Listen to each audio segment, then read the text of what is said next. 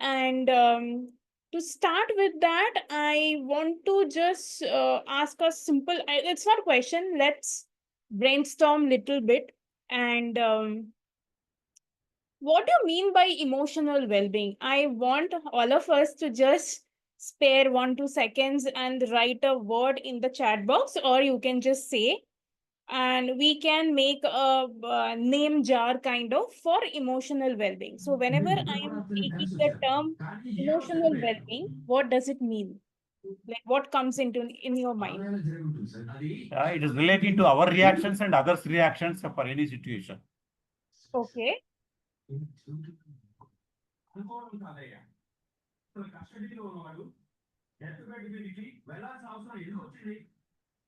Whatever you guys say. Calmness. Okay. Okay. Madhuri ma'am has said calmness. And then let's play word association with this word. So we got calmness, we got others response. What else?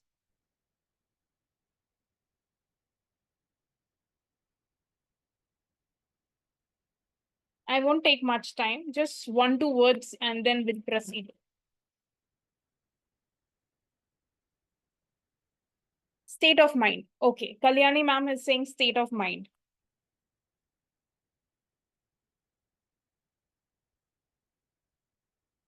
What else? One more. That's it. Degree of reaction. Degree of reaction. Great. Okay. So that means, see, one simple emotional well-being is the healthy mind space. Okay. Healthy mind space. See, one term and so many synonyms we get, right?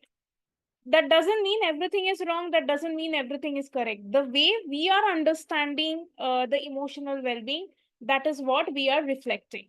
That means one word, the reason for emotional like unwell-being also can be different from different people. So let's start today from the what is emotional well-being and how it gets influenced in our new generation. And as we navigate through our fast-paced life, I believe that emotional well-being is no longer is a luxury, it's a necessity. Being like I'm happy in my own space, I need my own space, and I'm just resting and I'm relaxing. It's not anymore luxury because lots of things are happening. We always see in TV, all these informations are coming every day, one or the other things are happening, so it is kind of necessity. So let's explore what influences our mental and emotional state, and what are the common challenges we face during and what are the effective measure we can take to have good Ma'am, mental. it's not audible, ma'am. Hello. Hello. He's telling not Yes, you audible, are but audible, he's ma'am. audible. Maybe the problem is with his mic or something. Okay. You can continue, ma'am. Okay, fine.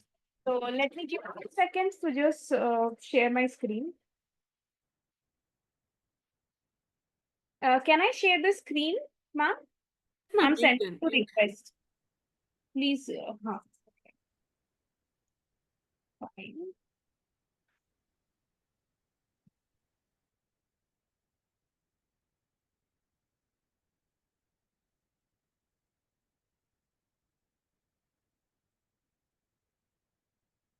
I need this. What does just happen? I don't know. Is it fine now? Hello? Yes, ma'am. Yes, it is visible now. Fine.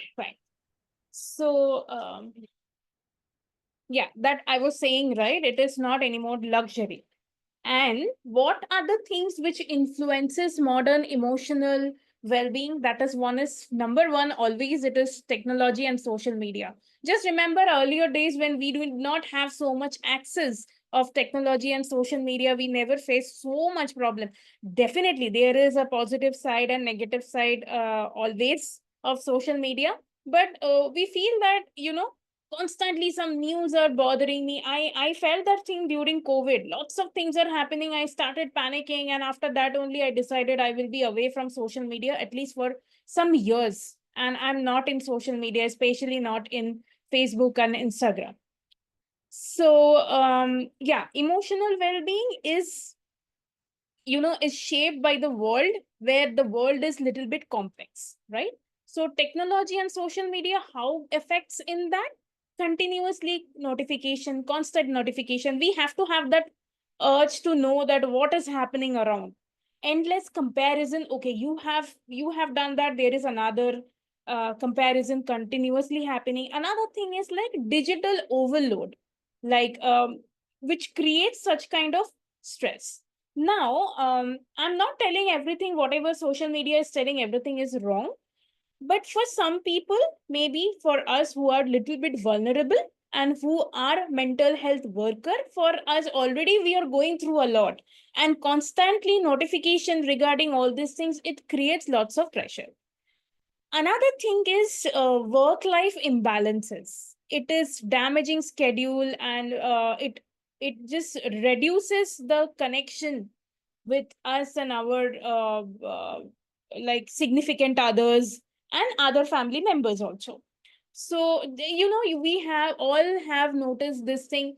Suppose we are working something, we are reading something, constantly we are checking the phone, constantly in the meantime, while working, while talking to our friends, maybe we are meeting after quite a long time, while talking to him or her also, we are checking for 2 3 minutes the phones, which is kind of, it's just hampering our emotional well-being. Third is reduce face-to-face interaction, like, which is very very important, having face-to-face interaction. Or else nowadays, like I am, obviously this digital medium has create lots of awareness, but still there are certain things, where there was a days when to invite somebody for marriage and everything, our parents used to go to their house and then invite, but now there is a small digital card and it is over. So somewhere some people believe that, the warmth is missing. Next is climate anxiety, like continuously the looming thread of environmental issues adds adds to our collective stress and uncertainty. What is happening, what will happen, whether we will be alive or not. Recently, that Ahmedabad flight crash, after that, few of my friends travel, and happen to travel in different cities and all, and some of them has cancelled their flight. Some of them were boarding the flight with lots of uncertainty, whether they will be able to return back or not, they don't know. So this kind of things triggers, these are the triggers, right?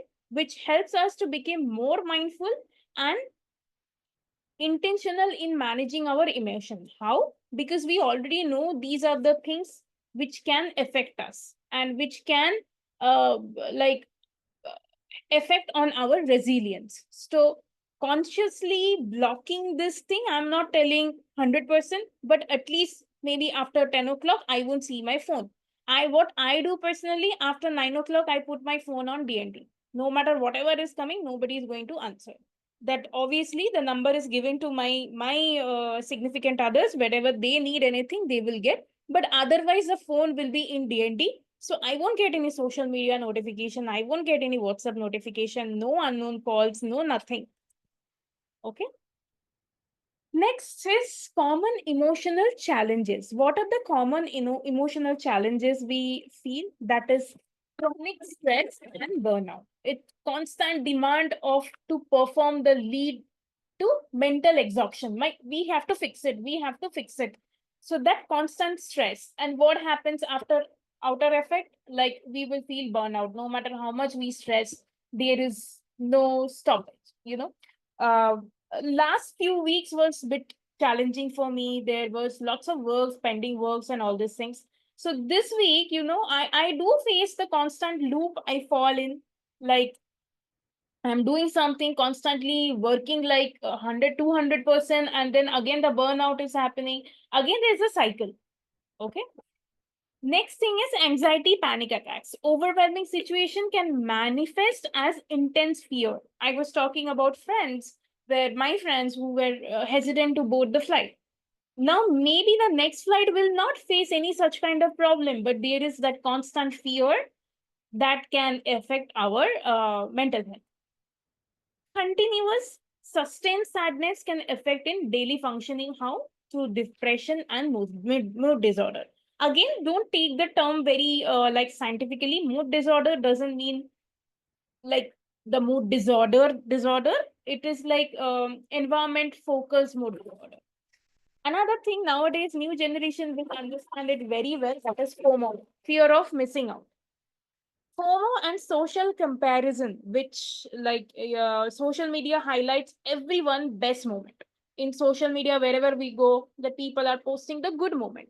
So inside, we will feel that, see, we don't have any good moment. We are not going anywhere else. Everybody is traveling, but they are not showcasing that they are also sitting at home. I have seen people who just dress up, they do makeup, and they take photo and say that, no makeup look, kind of. So this is another thing that FOMO is, it's very much in nowadays because of that emotional challenges, whatever we feel, and social comparison. Like, just because another person is buying this branded bag, I also have to buy. If I am not meeting to that standard, I am good for this kind of. So these challenges highlight the need for greater emotional support. So if we see this kind of symptoms are visible, we can seek for support. Now, what are the impact of poor emotional well-being we can have, which it reduces our productivity. Continuously, there is stress, and we focus that efficacy has declined, the productivity has declined. Then poor physical health also. Stress affect body. We all know. Like we all know about psychosomatic disorder, right? We all know about hypochondriasis. We all know about migraine. So basically, yes, this is a neurological disorder, but there is automatically stress plays a very major role in that.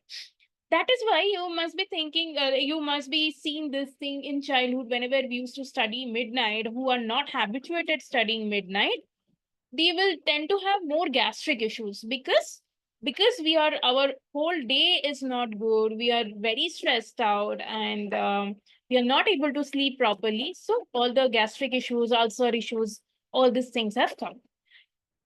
What else? Relationship issues. We are not interacting with other people. Our face-to-face interaction is getting hampered. We don't feel like talking to anybody. In marriage also, there will be lots of issues between what is this, parents, then kids, between friends. They will be like very tired at the end of the day. You are just don't want to do anything, don't want to talk to others. But opposite person, he or she doesn't have any clue that what exactly you are going through. The last one is maladaptive coping. So obviously, if emotional well-being is hampered, automatically we will try to cope with that situation because we try to cope with that stress. What we can take, the smoking may increase. You have seen that stress smoking. We have seen that stress drinker or other addiction can happen. So any kind of unhealthy habits may fall. So neglecting this emotional health has far-reaching to consequences. So obviously, if you're neglecting your emotional health, automatically you have to face the consequences. Again, individual, each and everybody is different. Maybe what is stressful for me, that is not stressful for you. And what is stressful for you, it's not stressful for me. So it is actually individualized. So we should not state this thing that okay, it is so simple, you are stressing yourself for this small thing only. So it's not like it is not possible for everyone to understand the thing, and we cannot expect that. And the way I react to certain thing, it's not necessary that other person will also react in same way. Okay. See, this emotional well-being across the age group. The children, they what kind of emotional well-being, like emotional lack of emotional well-being they have, that is cyberbullying and academic pressure are significant in childhood phase. They also get cyberbullying. I am seeing lots of like small kids, they are making reels, dance reels and all, and the trolling is happening for that small kids also. So this is kind of cyberbullying. And then academic pressure, unnecessary academic pressure creates emotional unwell-being. Young adults, obviously, career uncertainty, identity formation creates stress. Like if there are young adults, they will start thinking about if they are having gender issues, they will start thinking about it, they will start identifying themselves. So that also creates certain stress. So it is very important to have a healthy family structure and unconditional support. Number three is middle age, where middle age people generally they focus on the work and then caregiving responsibility. So work stress and caregiving responsibility increases. If these things are increases, then it is emotional unwell-being also happens. Elderly, obviously, after retirement, what we will feel if nobody is there, kids are abroad or kids are doing something else, they are not giving time. So at that age, we are having lots of health concern, health issues. So automatically we will feel loneliness and health related problem. So that became very much prevalent, and through that we will have emotional stress, emotional issues that needs evolve throughout the life stage. It's not necessary that, okay, some people will say, no, we generally tend to say that our parents used to say, their parents used to say, you are just a kid, what kind of tension you are having? No, we don't understand that their core of tension is that academic pressure, and the way I am, accept me in that way. So in different life stages, we will have different kind of reason or cause or rationale to have emotional unwell. Support system must adapt to this diverse experience. Okay. Now, next, what are the, before this thing, I want to know, please don't type in message. I want you guys to speak because I'm not able to see the chat box as my screen is full. So tell me last when all of you had a nice cup of coffee doing nothing, just morning, getting up, having nice cup of coffee and tea and just relax. How many of you? Please unmute yourself and say, because I am not able to see the chat box.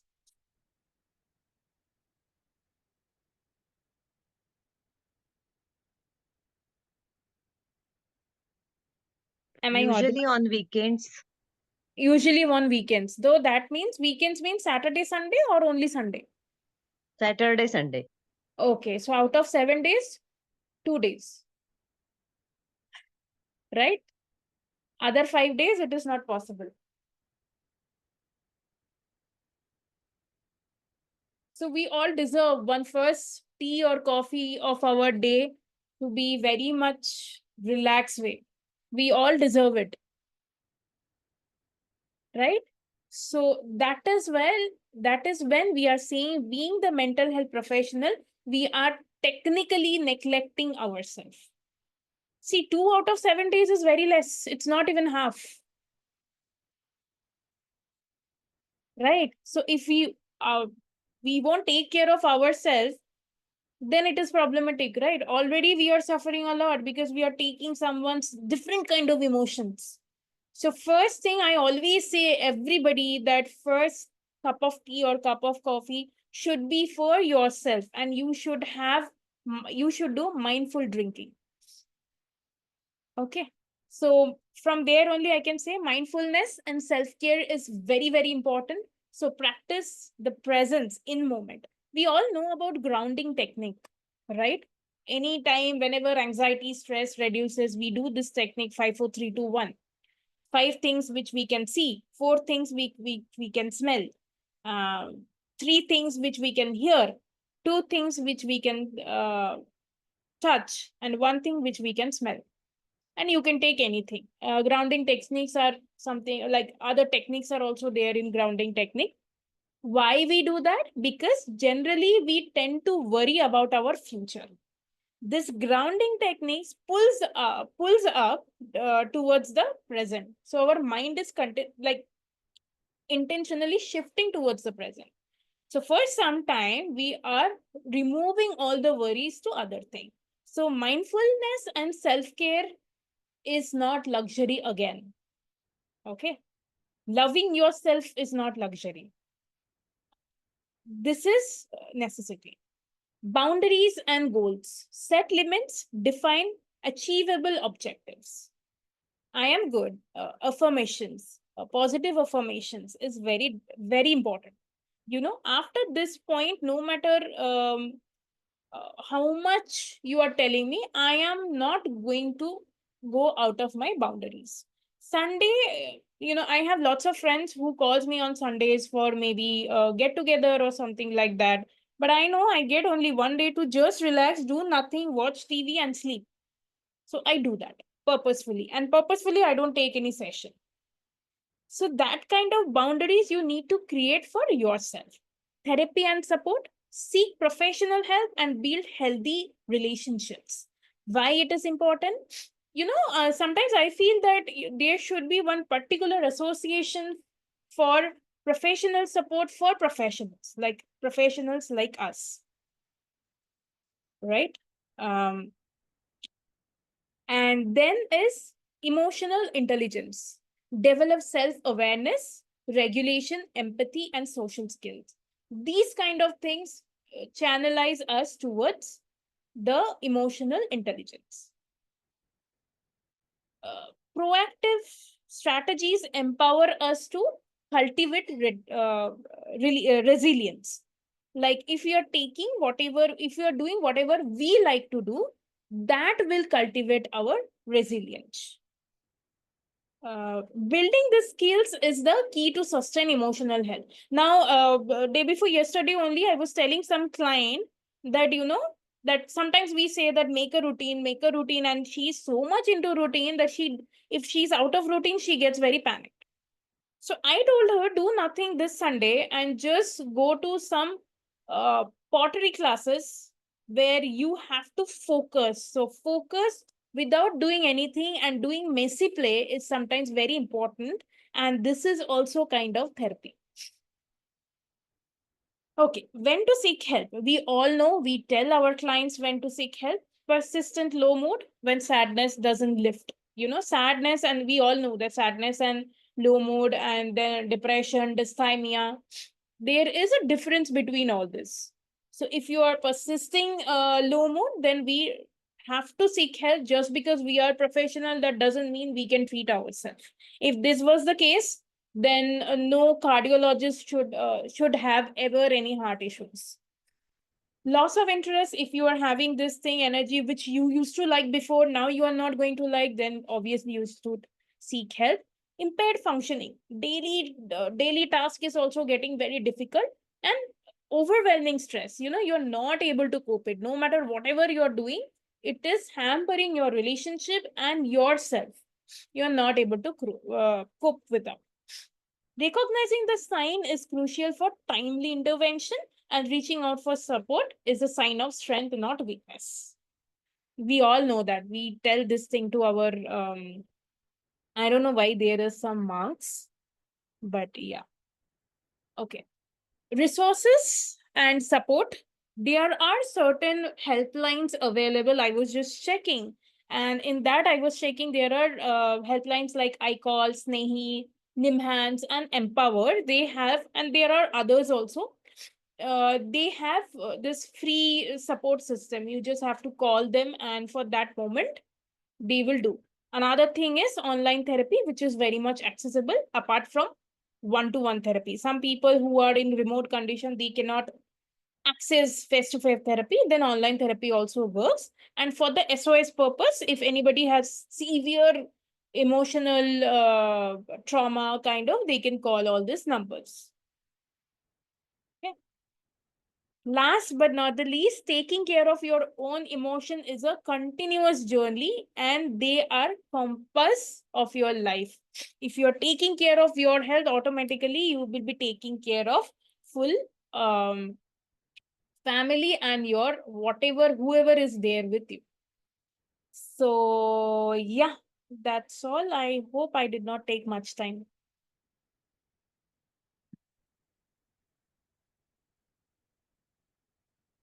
Hello?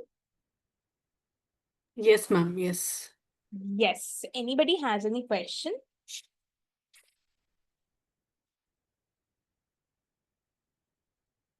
Did I speak very fast?